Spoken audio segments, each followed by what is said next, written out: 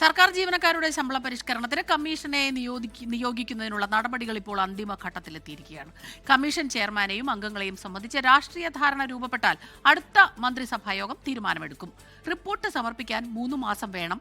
അതിനാൽ ഈ സർക്കാരിന്റെ കാലത്ത് ശമ്പള പരിഷ്കരണം നടക്കാൻ സാധ്യതയില്ല. സർക്കാർ ജീവനക്കാരുടെ സേവന വേതന വ്യവസ്ഥകൾ പരിഷ്കരിക്കുന്നതിന് ശമ്പള കമ്മീഷനെ നിയമിക്കുമെന്നത് സർക്കാരിന്റെ ബജറ്റ് പ്രഖ്യാപനമായിരുന്നു.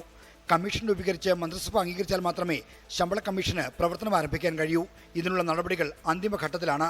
അടുത്ത മന്ത്രിസഭായോഗം 12ാം ശമ്പള പരിഷ്കരണ കമ്മീഷനെ തീരുമാനിച്ച് പ്രഖ്യാപിക്കും. ശമ്പള പരിഷ്കരണ കമ്മീഷന്റെ ഘടന എന്തായിരിക്കണം, ആരാണ് ചെയർമാൻ, ആരാണ് അംഗങ്ങൾ എന്നിവ സംബന്ധിച്ച് രാഷ്ട്രീയ തീരുമാനം ഉണ്ടാകേണ്ടതുണ്ട്. മുഖ്യമന്ത്രിയുമായും CPM നേതൃത്വവുമായും ചർച്ച ചെയ്ത ശേഷം പ്രത്യേക അജണ്ടയായി വിഷയം മന്ത്രിസഭായോഗത്തിൽ കൊണ്ടുവരാനാണ് ധനവകുപ്പിന്റെ നീക്കം. അടുത്തയാഴ്ച ചേരുന്ന മന്ത്രിസഭായോഗത്തിൽ ശമ്പള പരിഷ്കരണ കമ്മീഷനെ പ്രഖ്യാപിക്കുമെന്ന് ഏതാണ്ട് ഉറപ്പാണ്. കമ്മീഷനെ തീരുമാനിച്ച് പ്രഖ്യാപിച്ചാലും ഈ സർക്കാരിന്റെ കാലത്ത് ശമ്പള പരിഷ്കരണം നടക്കാനുള്ള സാധ്യത മങ്ങി. 3 മാസം കൊണ്ട് ശമ്പള പരിഷ്കരണം നടപ്പിലാക്കാനാണ് തീരുമാനം. കമ്മീഷൻ നിയമിച്ചുകൊണ്ട് അടുത്തയാഴ്ച തീരുമാനം വന്നാൽ തന്നെ റിപ്പോർട്ട് തയ്യാറാകുമ്പോഴേക്കും മെയ് മാസമാകും.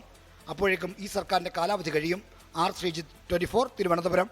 ലോകത്തെവിടെയായാലും ഏത് സമയത്തും 24 വാർത്തകളും ഓഗ്മെന്റഡ് റിയാലിറ്റി പാക്കേജുകളും എക്സ്പ്ലെയിനറുകളും വിശദമായി കാണാൻ ഞങ്ങളുടെ YouTube ചാനൽ നിങ്ങൾക്ക് സബ്സ്ക്രൈബ് ചെയ്യാം.